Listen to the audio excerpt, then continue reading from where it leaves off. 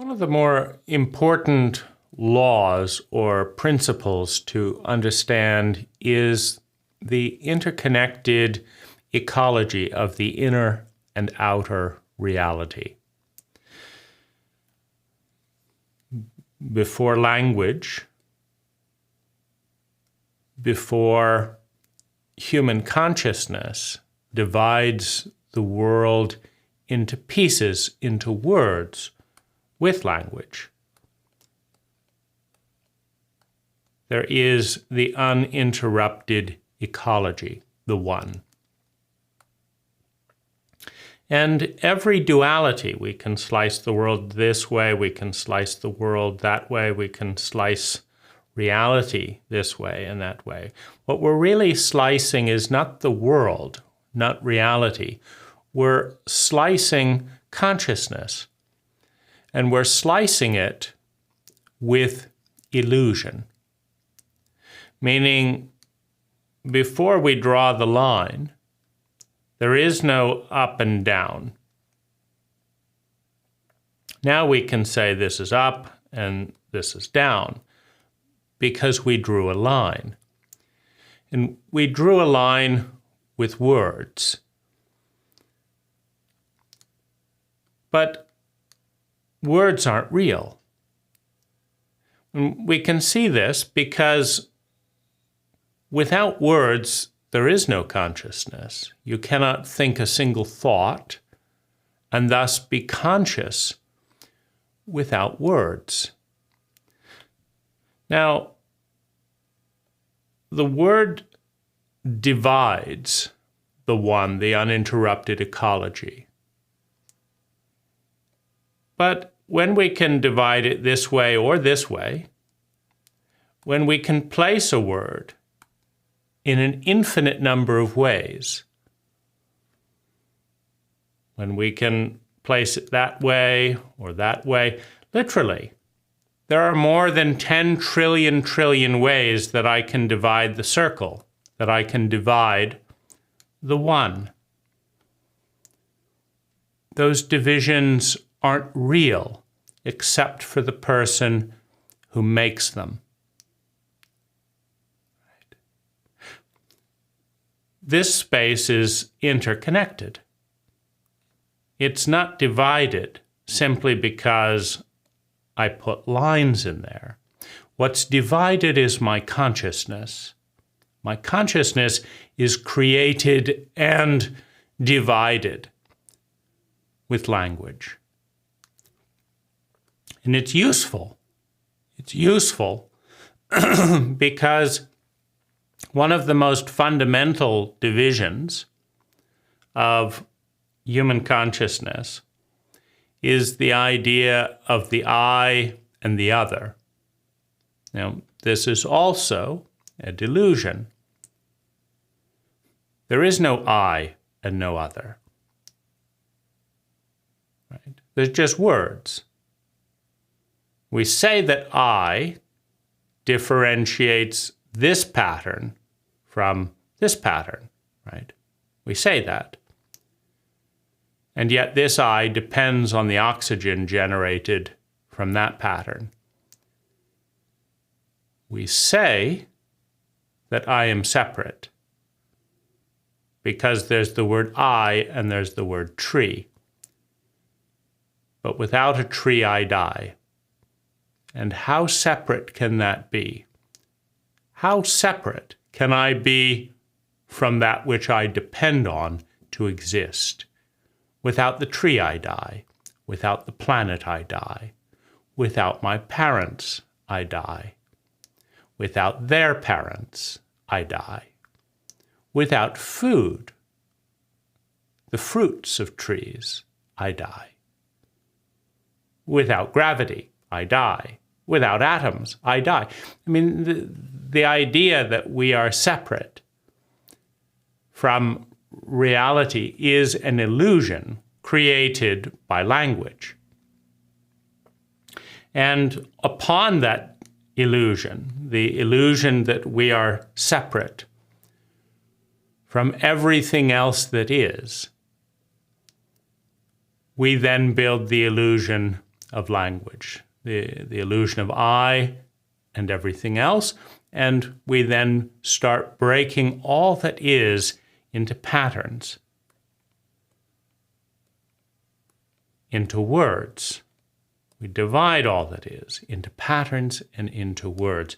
But before words, before language, before the I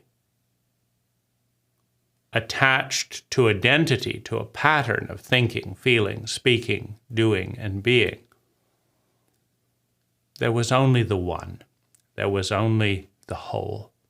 And one of those many divisions is the illusion created by language that there is an inner world and an outer world, and that the inner world is separate from the outer world, and the outer world is separate from the inner world. It's a wonderful idea, and it seems to have some water, right? Just another word, another sentence made of words. It seems to have some water. Does it have any water? Of course not.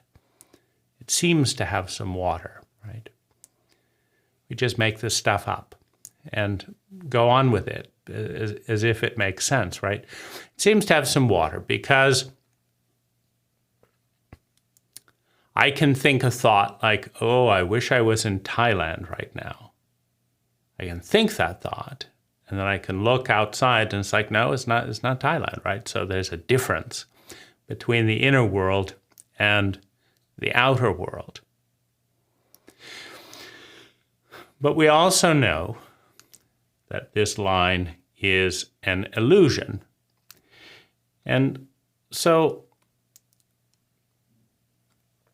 reality is really, really, really big.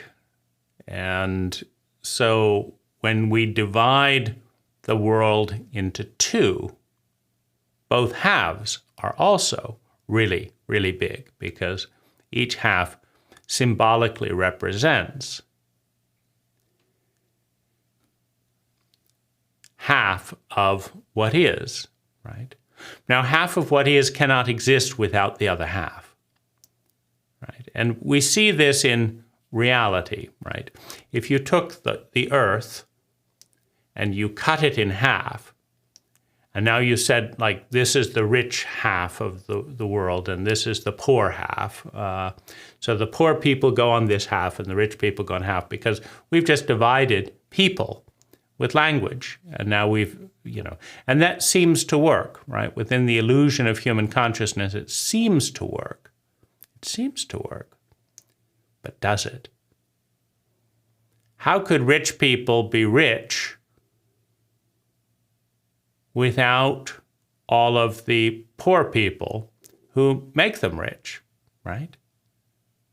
Right. In our structure, for example, there's usually the richest person is the top of the company. But would they be the richest person, would they be the highest paid person without the bottom of the company? Like, would someone come along to me and just say, I'd like you to be CEO of nothing. We don't have any employees, no products being produced by those employees, no services, because there are no employees. I'd just like to pay you a $100 million bonus to be the head of absolutely nothing, right? No, of course not, right? The only reason the $100 million bonus exists is because of everyone else, right? If you are the head of a 10,000 person company that makes billions of dollars in revenues for shareholders, so you cannot divide the population and have them maintain the same, right? If you divide the rich and the poor people, the rich are no longer rich.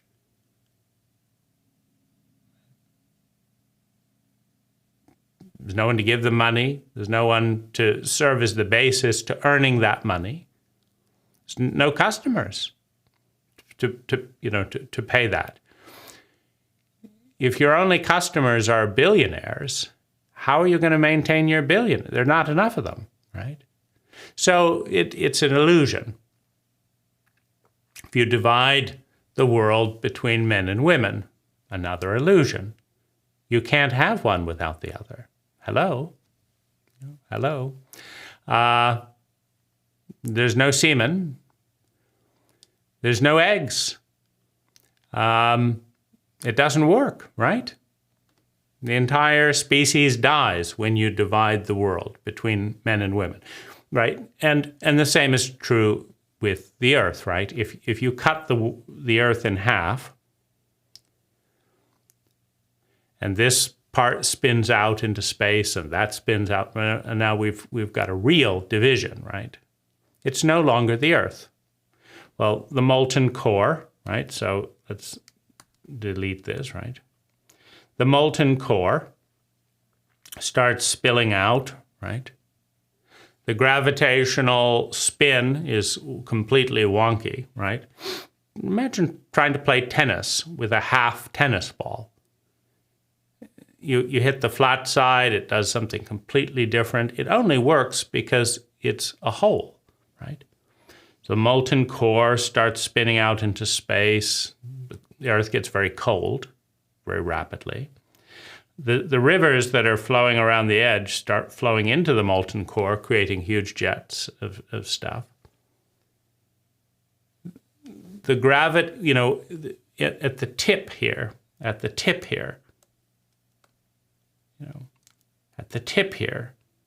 gravity is behaving differently than at the center here. And it might be flinging people off as it's spinning around. The people that are right at the tip may be spun off.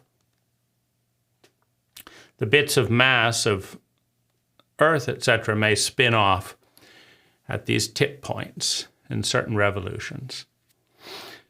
The atmosphere is destroyed, right? The atmosphere around the whole, the Earth, is destroyed, right? And so when we spin over to this side of the Earth, there is no atmosphere. There's no trees creating moisture. The ozone layer is destroyed.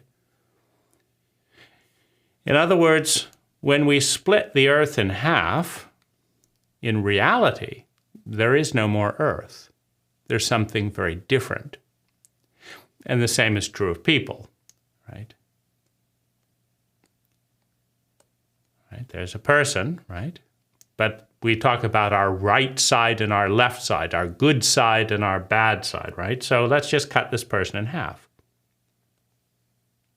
Well, instantly, it's not a person anymore, right? It's not a planet when you cut it in half. It's not a person when you cut it in half. And reality isn't reality when you cut it in half. So it's important to understand that all language is an illusion created for the purpose of generating human consciousness, which is an illusion created by the first illusion, right?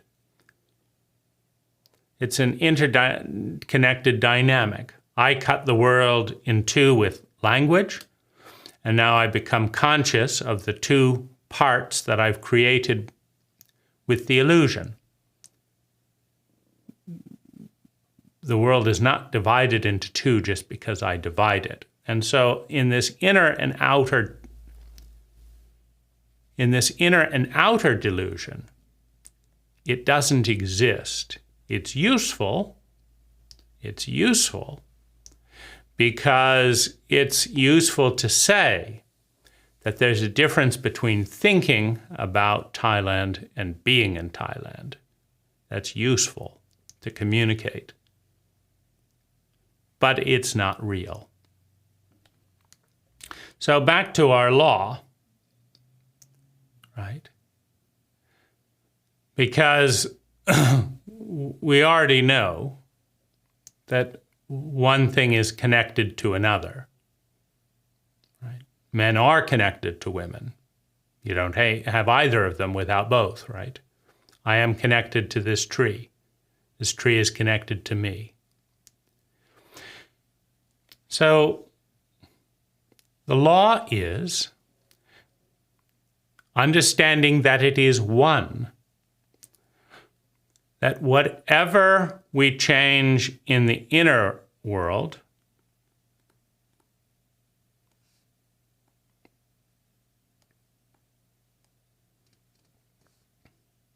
and I'll just write it over here.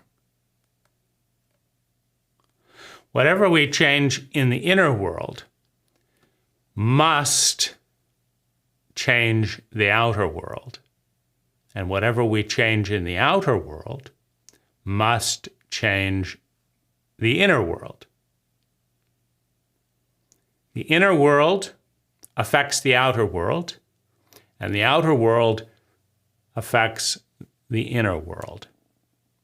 Why? Because they are one and the same. Right?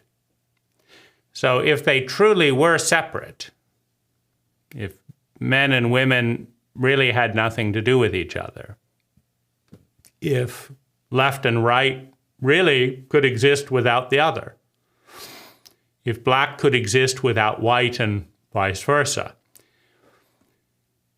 then you could change your inner reality without changing your outer reality, and you could change your outer reality without changing your inner reality, right? But you can't, right? So what this means is that whatever we describe as the inner, so what's the inner reality? We talk about beliefs. We talk about thoughts. We talk about feelings. Now, even those, by the way, just to kind of give a little bit of a reality check here.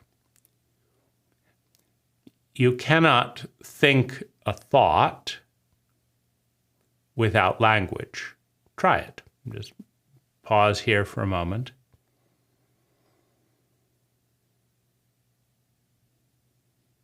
Any thought. A single thought.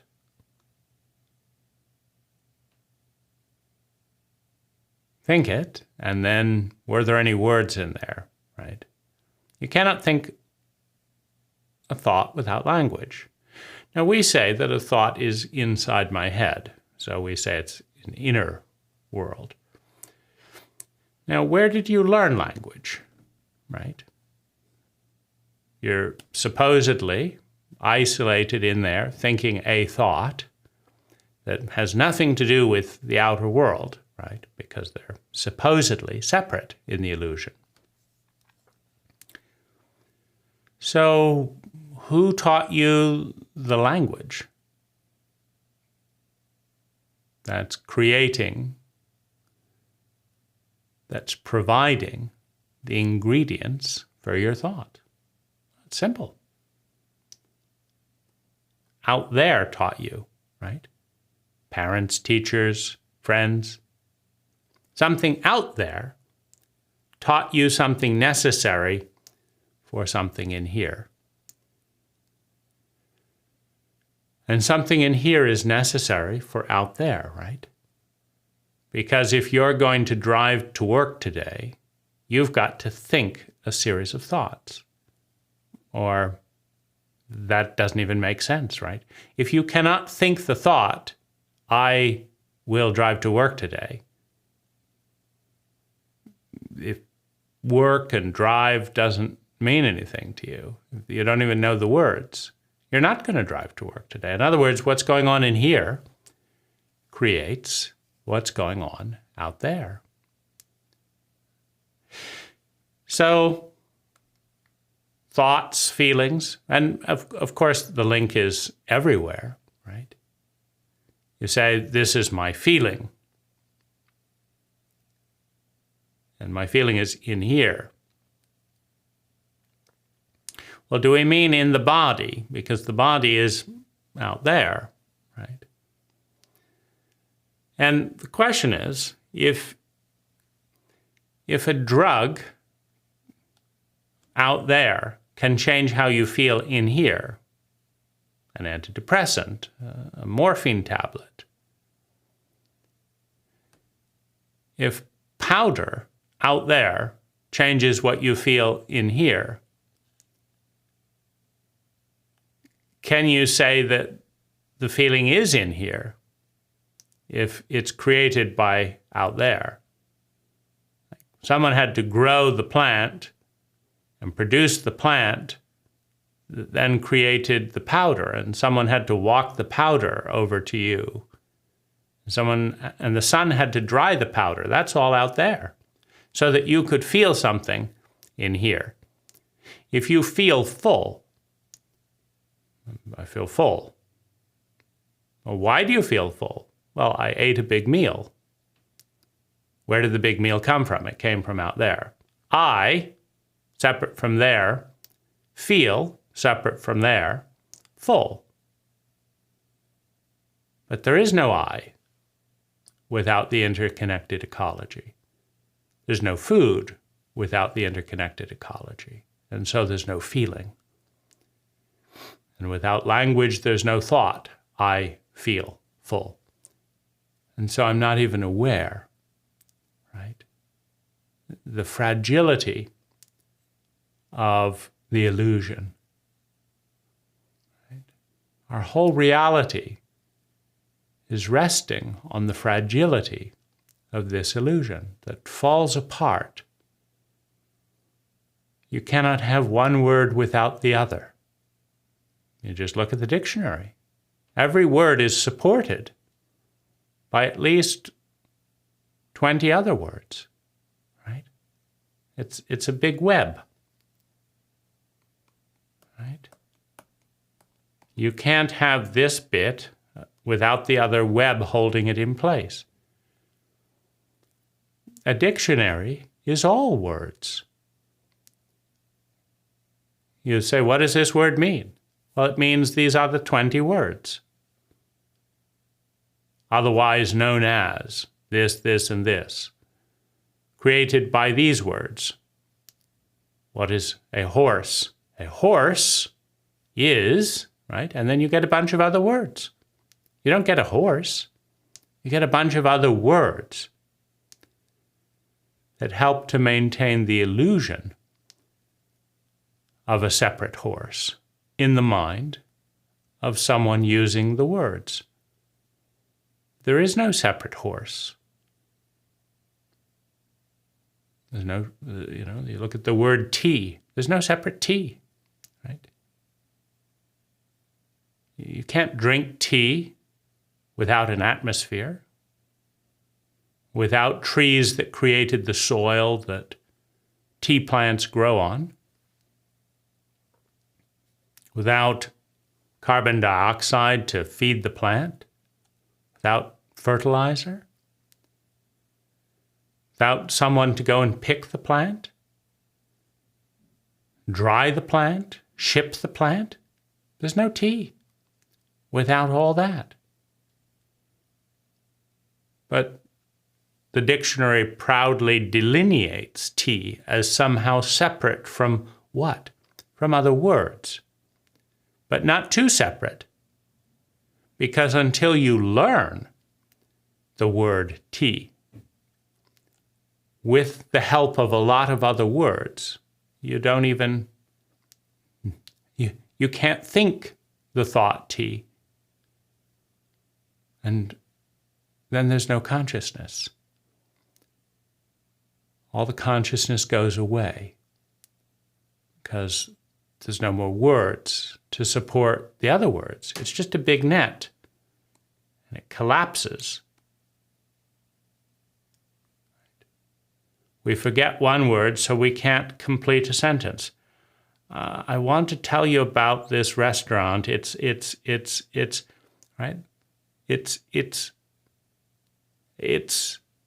We can't talk, right? Without one word, the other words make no sense. Right?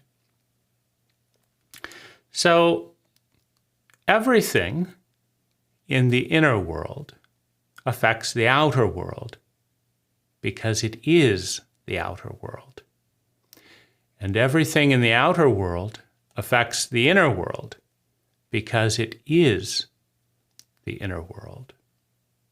The outer world is the inner world world is the outer world. And so any thought changes our physiology, changes our behavior, which is part of our physiology. Like, if I say, this is going to be a terrible day, my physiology changes. It's not just the chemical balances in my body, but I may look down, I'm going to be a little bit more tired. If I say, this is going to be a great day, my physiology just changed. First of all, it changed to say the word. Great is different from bad. It's a different word. It's a different physiology. You notice the lips were different? Everything within affects something without. Everything without affects something within. So this is a law, and if we look at it mathematically,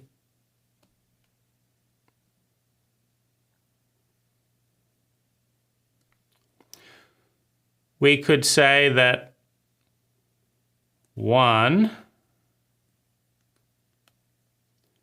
plus 1 equals, and then we have 2, right? So 1 on the inside plus 1 on the outside equals 2.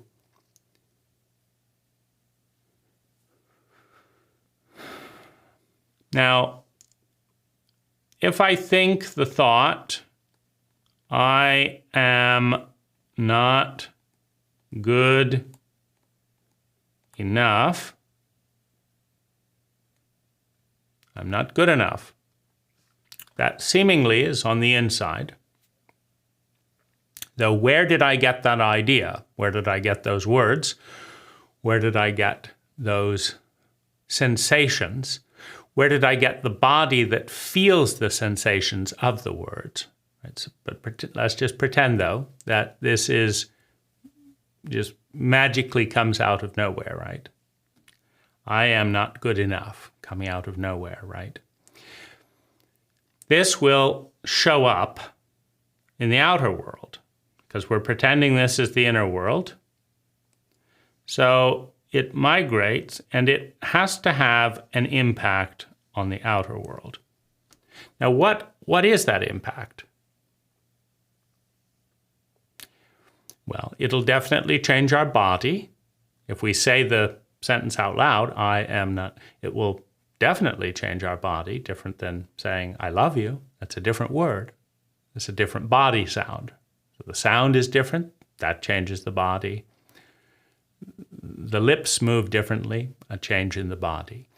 But it will also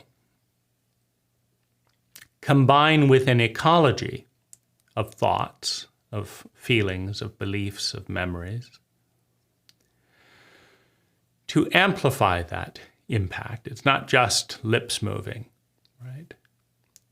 So, for example, if at 3 years old, when our parents were not paying attention to us, we formed that idea, like, I am not good enough. Because obviously, if I was good enough, my parents would pay some attention to me, and they're not. And a child is narcissistic, is self-centered. So it's all about them, right? It's all about them. You know, a 5-year-old, you hit a 5-year-old, they never say, this has nothing to do with me. You know, the dad's just going through depression and feeling powerless and helpless, and, you know, he'll get over it, but, you know, this has nothing to do with me. No, a 5-year-old knows that the whole world depends on them. You know, it's all about them. And so why would dad hit me? Am I a bad person? Am I this? They may question some of those things. But, they will come up with an answer that's all about them. And they will say,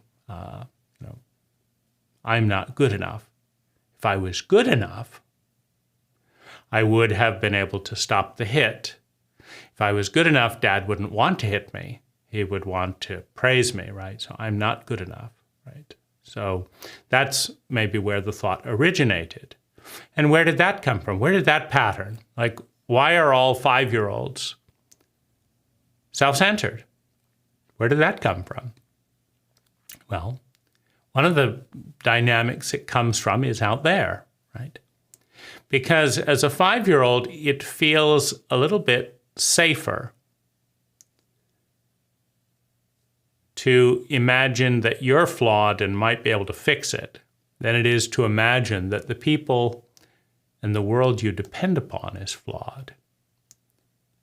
It's a little bit easier to imagine that, right? Because what if you say, as a 5-year-old, you know what? I am completely and utterly dependent. I'm completely and utterly dependent on Mom and Dad. If they don't know what they're doing, I'm dead, basically, or I could die any day. If you look at them distracted, this, and oh my gosh, they could kill me anytime. Look at them talking on their cell phone while they're driving. They nearly got in an accident there. I'm just helpless, right? Nothing I can do about it. I'm surrounded by morons, right? If a 5-year-old was to say that, it would be incredibly stressful because they're completely dependent then on morons. And there's nothing they can do about it, which creates a lot of fear and anxiety. But I am not good enough.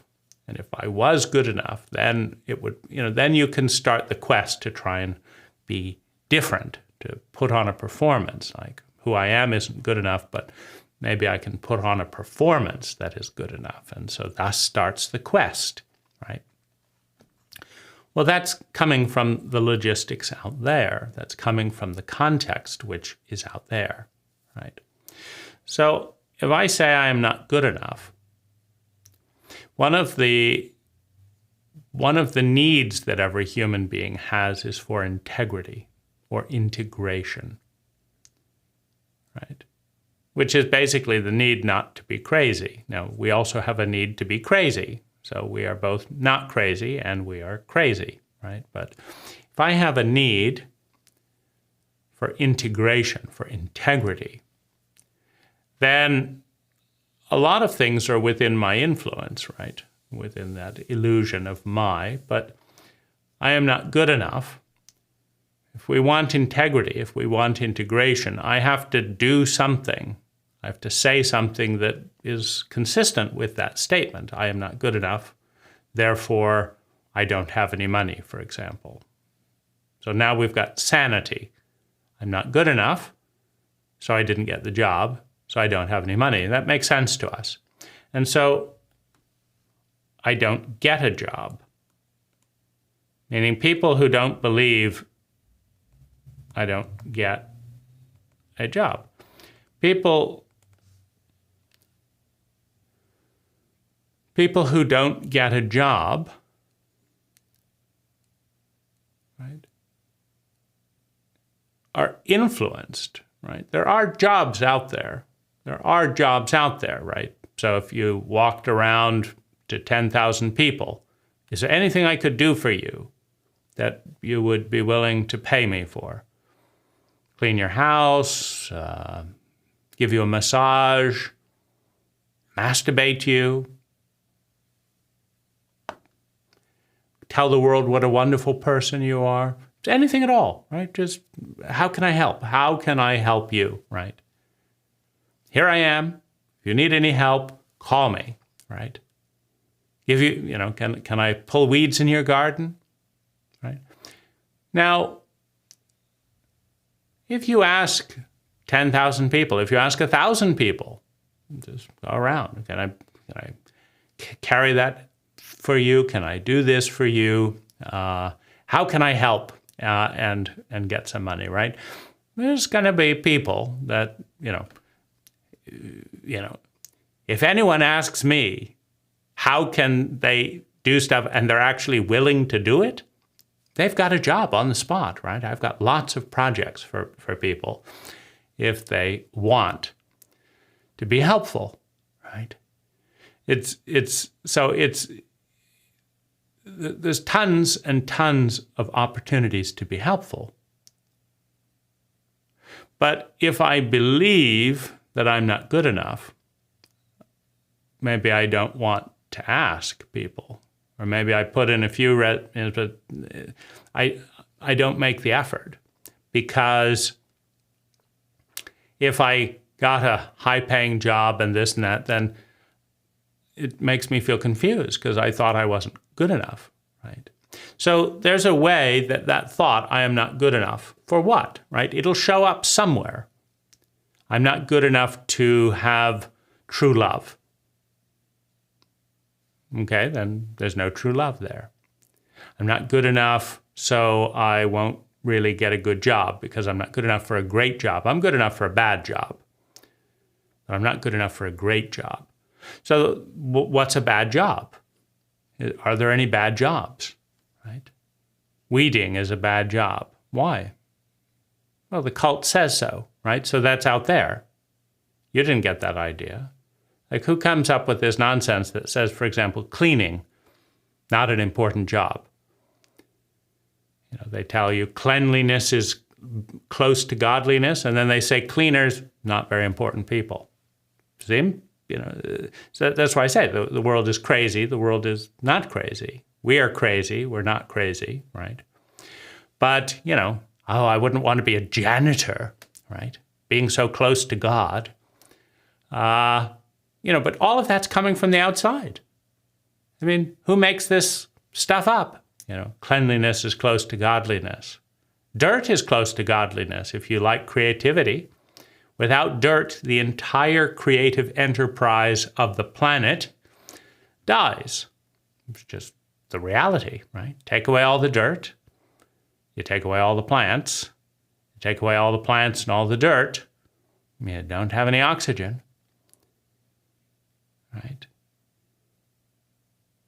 You're dead, right? So dirt is close to, I mean, who comes up with this shit, right? You know, and shit, right? That's bullshit, right? That's supposed to be nonsense. Bullshit, though, isn't nonsense. Bullshit is the fertilizer of plants, right? It's just cult dogma, right? This will be a curse word because we said so. Where did you come up with bulls? Where did you come up with fertilizer as the curse when it's what you depend on? Or dirt when it's what you depend on. So it's somewhat arbitrary, obviously, and that arbitrariness is imported from the outside, from your cult. Right? If your cult wasn't arbitrary, it wouldn't be a culture, right? It would be conscious individual people doing their own thing, right? But if you have a whole cult of people just doing it because that's what we do, right? Well, then you have a culture. So every thought on the inside has some impact on the outside. That's the law. Everything on the outside has some impact on the inside. That's the law. You get a call from your best friend and they say they don't want to be friends anymore. That has some impact on the inside. Oh, I don't feel as good as I did before. The outside influences the inside. You get a call saying your superhero, your favorite idol, your role model has heard about you and wants to have a friendship, a relationship, right? Well, the thought, oh, I'm important, might be wonderful, but then the thought, I am not good enough, might kick in, and we feel terrible. Oh my God, they're going to see how unworthy I am. And so it might make us feel worse.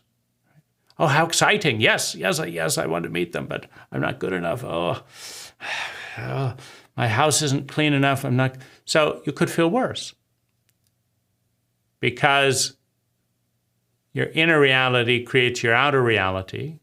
Your outer reality creates your inner reality. Your inner reality creates your inner reality. That's another law. The thought, I'm not good enough, creates feelings in the inner reality. Shame, fear, anxiety. That thought created this feeling. And they're both supposedly on the inside. Though, given that feelings change the body, and the body changes the feelings. For example, if you go for a run, you will feel differently than if you don't go for a run. That's the body changing your feelings. But your feelings also change your body. If someone says, you look fit and healthy and I like it, you may feel good and then go for a run. Or you may go for a run and feel good, right? So the inner world affects the inner world. Every thought has influence on all the other thoughts. Every feeling has influence on our thoughts, right? If I wake up feeling very depressed, I may think, what's wrong? Or what am I missing? If I don't see it, I may start coming up with ideas like, gee, I wonder if I'm on the wrong track. That's the feeling influencing a thought.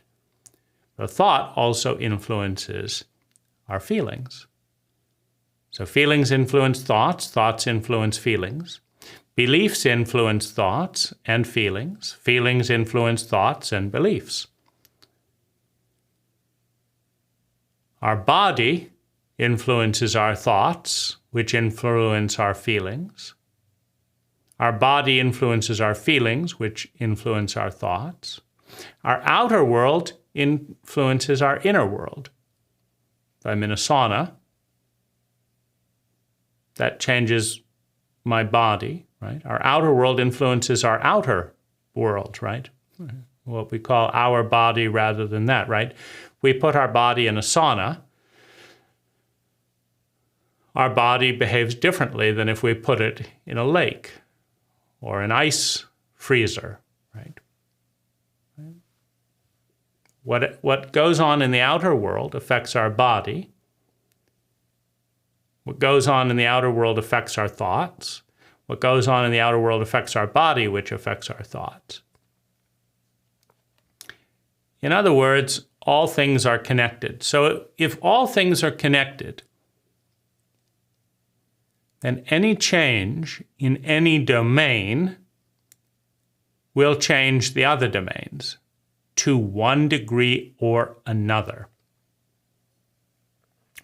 Now, within the illusion of separateness, we could have the idea of a relationship between two people, right? Now, anything that the one person says will affect the other person, and anything the other person says will affect the other person. And anything that the one person feels will affect what the other person feels, and vice versa.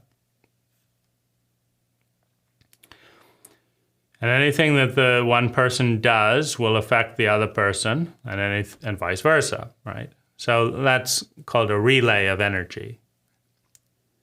Got the energy bouncing back. This thought affects this. Now we've also got what each person does affects what they feel, and what each person thinks affects what they feel, and what each person feels affects what they think. So those relays of energy are going on. So if I say this, it will have impact, and they will say something different because of what I said. And then that will have, so you have a circle of energy, right? A circle, a circle, a circle, a circle, a relay of energy. Now, if we crystallize this pattern down into space-time in a given moment, there will be probability fields.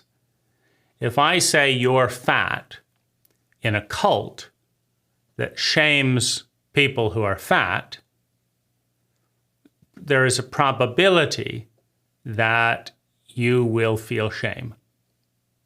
Just the probability field, right? Maybe a 90% probability field. If I say you're fat in a cult that shames people who are fat, that they will feel some shame. And in a different cult, right, because there are other cults that see being fat as a sign of abundance and success, right? That's just another cult, right? So it's, so those codes are written by the cult. Those are out there coming in here. So if I say you're fat in a cult that celebrates being able to eat well as being a sign of status, now you're going to feel complimented. Oh, you noticed, right? I am rich. I am abundant. I eat whatever I want, right? I'm in high rank, right? Not everyone has as much food, but, I have climbed the rank of my cult. And so I say the same thing. You're fat. You feel, yes, that's me. I'm fat. I've made it, right? Right. So there's a probability field, but the probability field of what we feel isn't coming from in here. It's coming from out there. It's coming from the cult, right? So what does the cult say, right? Right? And that, if the cult says that's a good thing, then you feel good. Why? Well, because we're not separate from our cult. We are, in fact, in an interdependent relationship with our cult. Right? If our cult hadn't produced our parents, it wouldn't have produced us. If our cult didn't give us language, we wouldn't have human consciousness. If our cult didn't have a currency, we couldn't buy things. So the cult is giving us a lot that is allowing us to meet our needs for survival and security and some sense of love and belonging and some sense of self-esteem. The cult is giving us that. And what the cult wants is conformity. The cult wants people to defer to the cult. Right? That's not what we do around here, says a cult member. Who cares, right? Do you want to be cast out of the cult? Cast out of the garden? Cast out of heaven? Because if you're in the cult, we all have the same language. We all eat grasshoppers. We all mutilate our genitals. We all feel guilty about being happy. But because of that, we all work hard and do this, and we all spend it and do the. But you can get along, right? You can do this and buy a house and do that. And people will say, oh, nice, that's an upstanding member of our cult. What does that mean? Well, it means he's standing up as opposed to what? Standing on the floor, standing laying down? No. Upstanding. He's downstanding. He's a downstanding member of our cult. Upstanding doesn't mean actually up, right? It just means that that person adheres to the dictates, the dictatorship of the cult. The cult says, work hard, don't smile, make money, pretend that money isn't important, make a lot of it, but pretend it isn't important and don't talk about it. Then you're upstanding. You make a lot of money and you talk about it.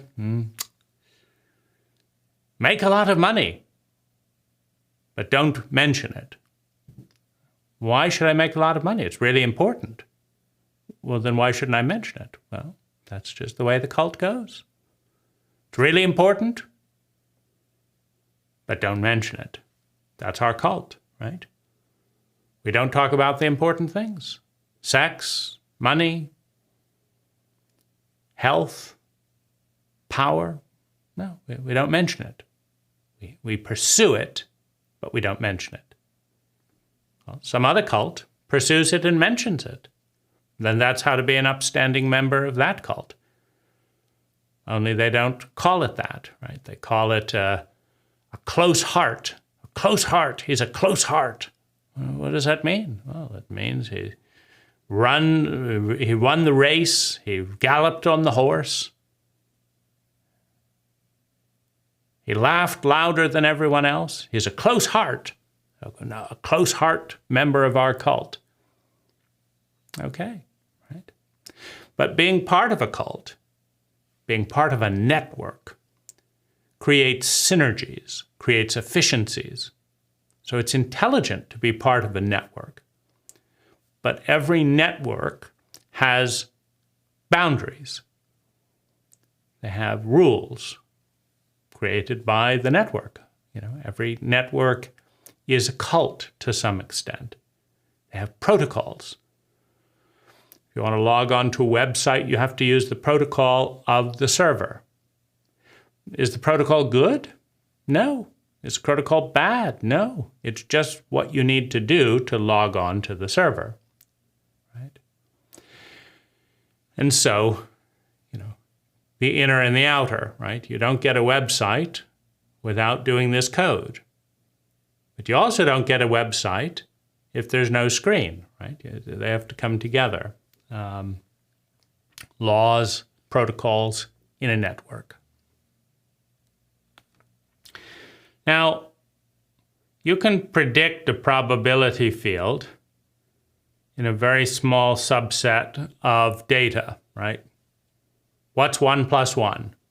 2, right? Pretty easy, right? Because you've got a narrow set of data. It's very predictable. 1 plus 1, 2.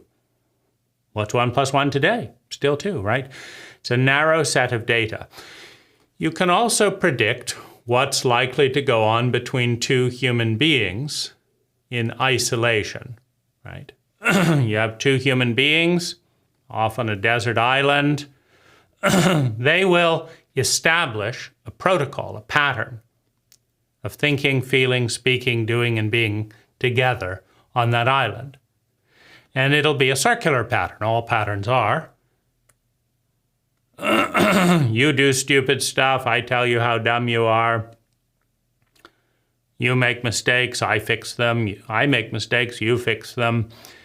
You get the water. I go get shoot a monkey, whatever. There's going to be a pattern that emerges. And the pattern is going to be the most intelligent pattern those two people are capable of creating. It's called a marriage, right? You say how you're feeling, I say nothing. There's all, and then I say, come on, there must be something. Oh, well, if you really love me, you would know, right? But I do love you. Well, do you know then? Right? Oh, I give up. Wait, don't give up, right?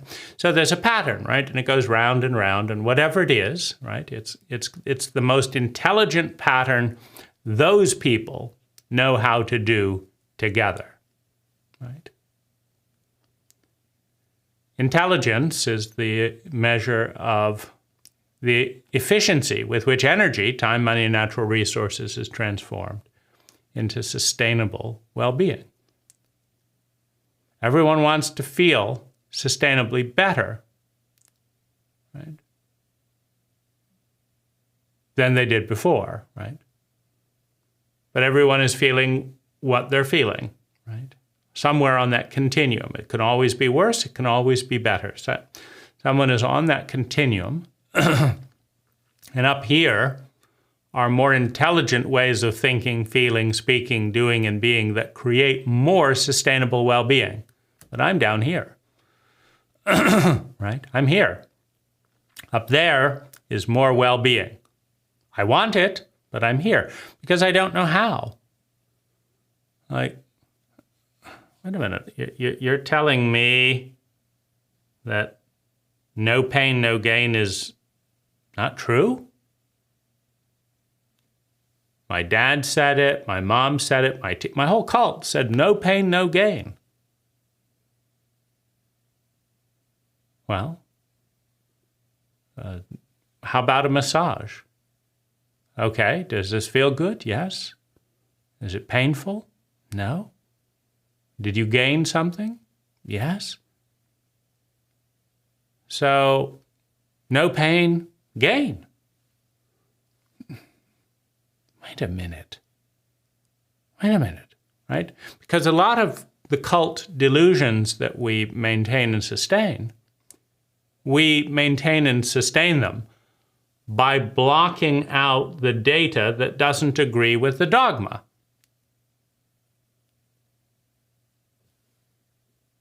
Right? Does anyone gain anything from eating a salad? Nourishment? Is it a good salad, right? Any pain eating that salad? Seems like no pain, more gain, right? So there seems to be some gain that requires some pain, and other gains that require no pain. Well, if you're intelligent, which one of those are you going to pick, right? You want the pain and gain or the no pain and gain, right? Well, if you're intelligent, you want less pain, more gain. Now, sometimes in a given system, you can't do that, right? Because a given system is on the intelligence continuum, right? So, for example, if you're in a system called American football, and that's for the rest of the world, we Americans call it football, but everyone else calls football what Americans call soccer. So you have to say American football. Well, if you're within the system that says that the best way for people to spend their leisure time is to suit up in a helmet and stuff and then bang into each other and then throw a ball and try and get it into a hoop. Well, in order to gain more goals or to gain the team, you're going to have more pain in that system. I mean, what about the system of karate? Right? I want to climb to the top of the karate system. Well, you don't have the option of climbing that system without more pain. So in that system, more pain, more gain, or no pain, no gain, right? You can't just say, I'd like to be the top karate person, but nobody hit me, right? But, you know, the question is that the only game in town? Is that the best game in town, right? Now, everything, there is an exchange of energy, right? We've already looked at that. The inner affects the outer, etc. So everything has benefits and costs, right? Everything does, including karate. And so if someone says, well, I will experience more pain and I will get more gain, I'll climb up, the karate chain, and then, so I'll have more pain, more gain, and then I'll have even more gain because now I won't be afraid anymore when I walk around, right? And that's a gain, right? I experience this pain, now I'm no longer afraid. I used to be afraid walking around. Don't hit me, right? I was afraid. Now I'm not afraid of walking around. And so the pain, which is a cost, was worth paying for the gain. But there are other ways of doing that, right? I could figure out the most fun activity on the planet, share it with other people, make a lot of money, and I could also hire a bodyguard and walk around the street, right? And I didn't have to be beaten up, 100 times in order to feel safe that I'm not going to be beaten up, right? Because, I don't want someone to come and hit me on the street and beat me up. I want to feel powerful. So how are you going to do that? Well, you're going to be beaten up by 100 people in karate that are better than you, and then, desensitization, facing fear, etc. You're no longer particularly afraid. If you've been beaten up 100 times, right? Then the thought of one more person coming and trying to beat you up is, they could be better at karate than you after all that, right? Because you're not the number one person in the world, right? Well, that would mean you have to be beaten up by 1,000 people. Spend your whole life being beaten up so that you're not afraid of being beaten up, right? So, there are other ways of doing it, right? And some of them are fun, right? You could have a fun bodyguard. So now you've got a friend, a bodyguard, someone to help carry heavy things, right? So now there's no pain, right? So these cult memes, these patterns of energy, you and your cult, you and one other person, and everyone's a member of certain cults, even if it's only the cult of your own I, right? Because I is a cult. I is the part of ourself that identifies, clenches, attaches to a pattern. A pattern of what? What do we identify with? We identify with our things, with our feelings, with our bodies, with our words, with our thoughts, right? What we do, what we say, what we think, what we feel, and who we are, right? That's me. That's my house. That's my girlfriend. I identify with that, right? I am that. Now, how do you know it's you? How do you know it's you? Well, it's easy. I know it's me because that's who I am, and that's who I am because that's who I am. And who's that? What I did before, right? I had that nose before, and I've got it today, so that's who I am, right? So, and what about your thoughts? Oh, they're my thoughts. Yeah, well, where did you get them? Well, I had them before. Well, where did they come from? Well, my mom used to always think, that's the kind of family we are, right? So they're my thoughts. Now, are they the best thoughts? No, they're my thoughts. So they're not the best thoughts. Are they the most intelligent thoughts that you could be thinking? No, they're mine. They're mine. So they're not the most intelligent thoughts. They're not the most intelligent feelings. You're not doing the most intelligent things. You're doing what you do. And how do you know you do it? Because you keep doing it, right? That's me. I'm the one who drinks too much. How do you know you drink too much? Well, I drank too much the day before yesterday, and I drank too much yesterday, and I'm going to keep drinking today. Why are you going to keep doing that today? Because that's who I am. That's the kind of person I am. What person? The one who drinks too much. Why? Because that's who I am. Is that the best thing? No, the best thing would be to get sober and go study this and do this. So why don't you do this? It's not who I am. That's not me. Well, if you did those things and said those things, then they would be you. Nah, it's not me, says the ego. I'm this. I'm not that. I'm this. That's all a cult is, right? It's not intelligent. It's repetitious. It's predictable. I did this yesterday, and I did it the day before yesterday. And guess what I'm going to do today? You guessed it. I'm going to do the same thing, right? I'm going to wear the same clothes I wore yesterday. I'm going to speak the same language I spoke yesterday. I'm going to drive the same car because that's what I do, right? Right? That's it, right? That's all a cult is. We do this because we do this, and we do this because that's the thing we do.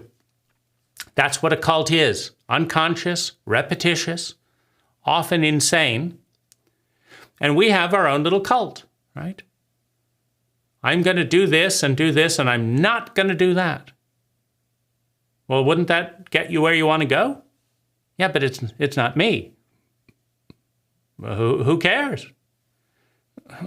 I do. Why? Because it's me. It's me. Big deal, right? No, I don't want to face the unknown. I don't want to be out of control, right? The ego wants control. The ego wants to understand all this, right? And the ego wants control. And the best way to have control is to know what happens, because that's what happens before. And how can you figure that out? Well, you just keep doing the same thing you did before, right? Every time I binge on alcohol, I feel terrible the next morning. Great. You mean I can be sure of that? No doubt. Yes. Completely predictable. Okay, great. Okay, I'm going to drink.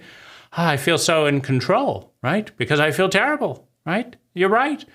All I have to do is drink a lot, and I don't have to worry about what the future is going to bring, right? I'm going to feel terrible. I predicted it, right? I know it, right?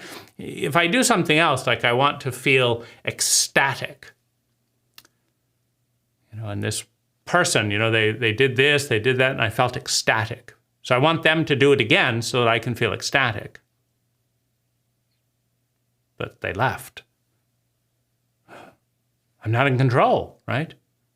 If I drink, I'm in control, right? Because then I know what's going to happen tomorrow. And if I want to feel terrible again, I just drink some more, right? And feel terrible, right? But ecstatic, just once every so often, something comes along and feels ecstatic, and I try and do it, and I don't know how, and I don't like it. I feel out of control. I feel helpless. I'm going to do something dependable, right? Dependable, right? So I'm going to do what I've always done. That's going to produce similar results to what it's, what I've always created before. So that's a pattern. And a relationship is a relay between my pattern and your pattern. It goes round and round and round and round and round. Very predictable, makes people feel calm and safe, right? I know how to upset you. It always upsets you when I do this and this. In fact, it upsets me if I said something upsetting and you're not upset. What do you mean? I tried to bait you, and yet that's supposed to lead to a 3-hour tantrum. I was bored. I wanted a 3-hour tantrum, right? So I did that, and what do you mean? You're having a great day and you're not interested in being baited. This is ruining my plan. I don't know what's going on here, right? What's going on? Hey, I'm going to try this. Oh my goodness. I'm going to really have to work at this because I know that pattern is in you somewhere. And I want to know what's going on. I just want to feel comfortable. I want to feel familiar. I want you to be one of my family members. Familiar, family. That's what I want right now. I feel out of control. I feel uncertain. I want something predictable. So I want someone like my family to do what the family always does in these situations, and you're breaking the rules. You're not following the identity, the pattern. So everything that we think on the inner will create the outer. Everything we create on the outer will change the inner. Everything we change in the inner will change the inner. Everything we change in the inner will change the inner, right? And these patterns are mathematical in space-time and probability fields when they're isolated, right? 9 times out of 10, when I say this and this, you will do this. The trouble is, the world is really, really big. It's really, really complex. And so there never are just two people. There never are just one thought and one feeling. Someone could slip a new thought in on TV. And now, normally when we do this and I do this and we do this and I do this, but this new thought skews the pattern. Now it's going over here. What's that about? I'm not sure I want that. Right? This was our pattern. That's our thing, right? So thoughts can come in from other people. It's not just thoughts can change. Populations can change. Cults can change. Egos can change. Identities can change. They have to, or they die, right? 95% of all cultures are now dead, right? And so my thought is going to change my feeling. My belief is going to change my thought. My belief is going to change my thought, my feeling, my behavior, and what I say. What I say, my thought, my body language, my behavior is going to change other people. It's going to affect other people.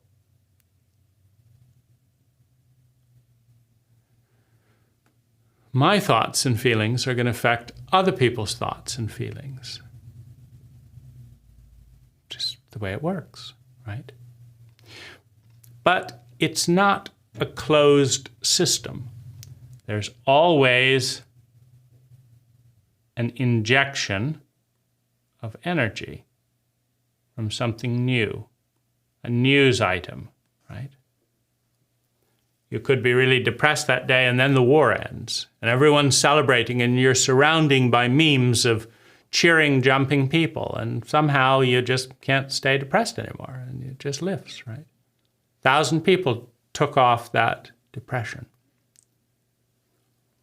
So everything affects everything else, and it's not a closed loop system. We can bring in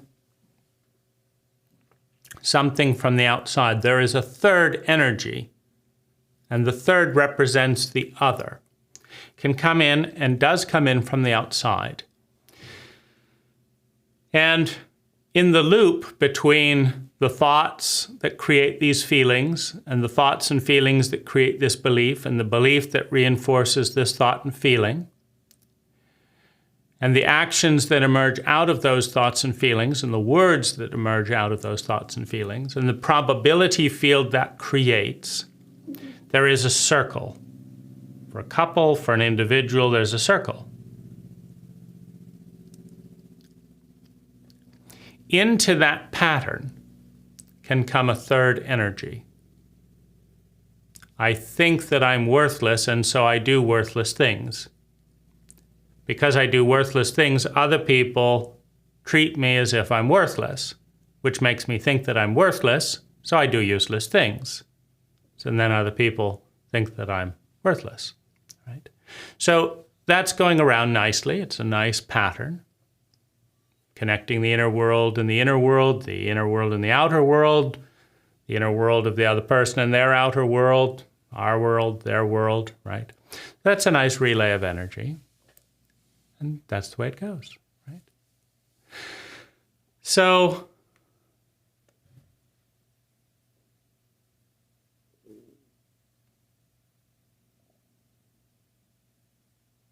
there it is, right?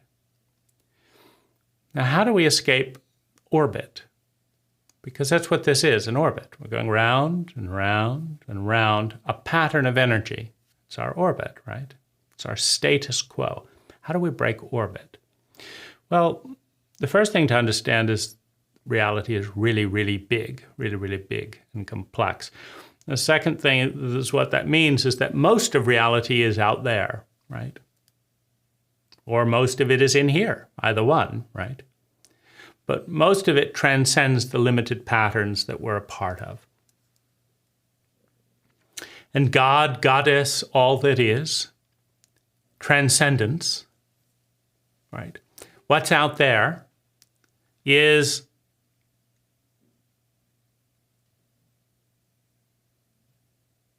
the symbol. Those are just words, obviously, but those are the symbol for all that stuff that is much bigger than we are. And so I may feel terrible because that's all I've known, and I don't want to face the unknown.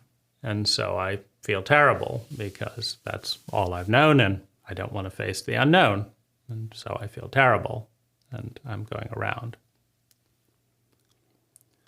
But in a dream, in a gestalt, in a meditation, in a transcendent moment, in a person we've never met who doesn't know we always feel terrible because they've never met us and they're humble to the unknown, right?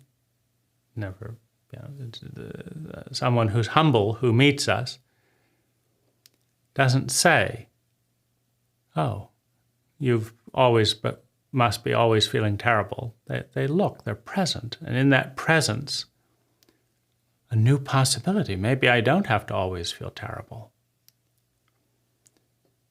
And this is where the search for the transcendent, right? Because this circle is doomed. It'll repeat itself indefinitely.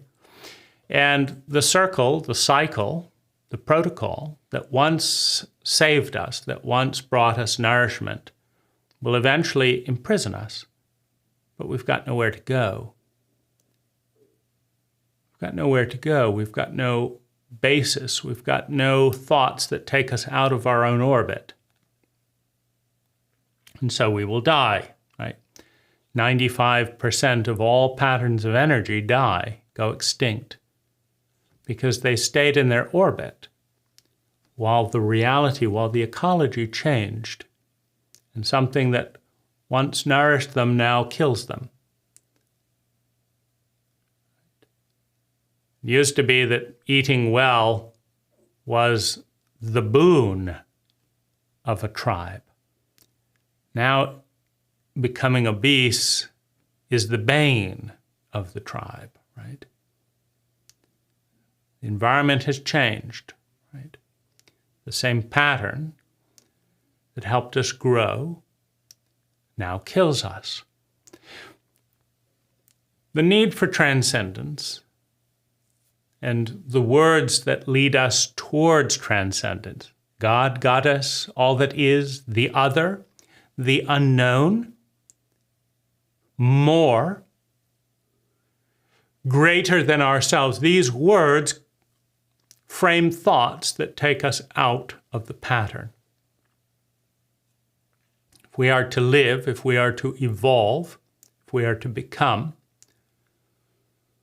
we need thoughts that produce feelings, that produce actions, that lead to beliefs, right? We say we believe it when we see it, but we don't see it unless we participate in creating it, right? Which requires belief. It's another loop, right?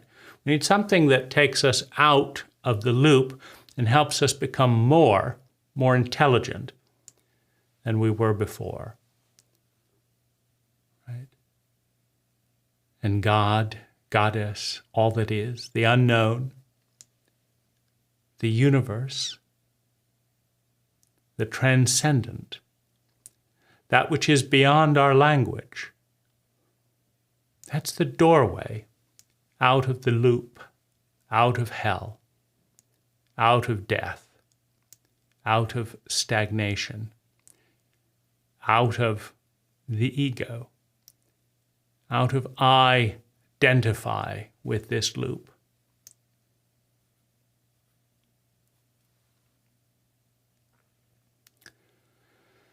So how can you change? How can you transcend?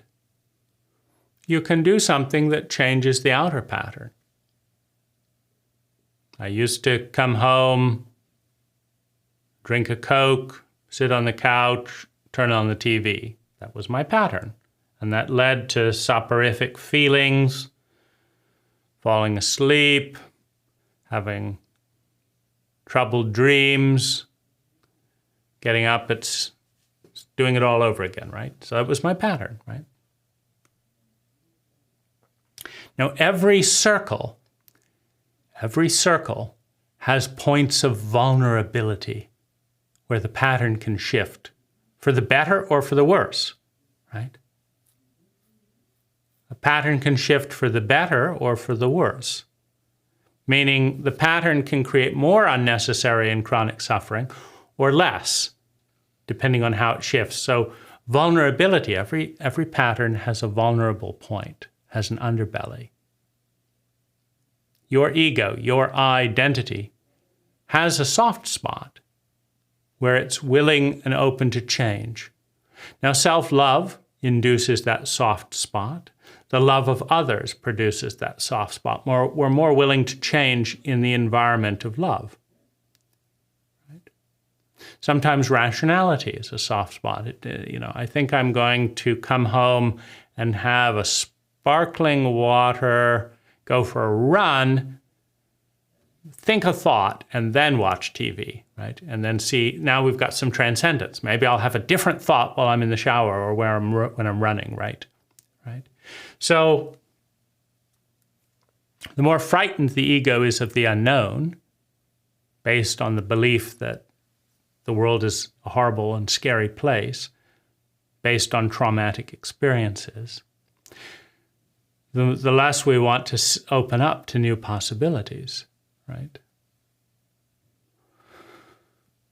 The more we experience the world as a friendly place, the more we're open to the unknown, right? And so it could be a choice to bring ourselves to a slightly more friendly place, right? And now we're in a new pattern, going in a new direction. We can change our pattern by what we think. We can change our pattern, that what we think will change what we feel. We can change beliefs. We can change our choices. And they will create a different probability field in the same ecology, the same cult or culture.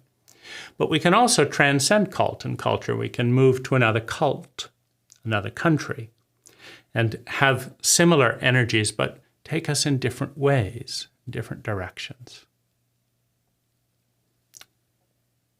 Blessings and good luck. Blessings on your transcendence, on your freedom from your loop.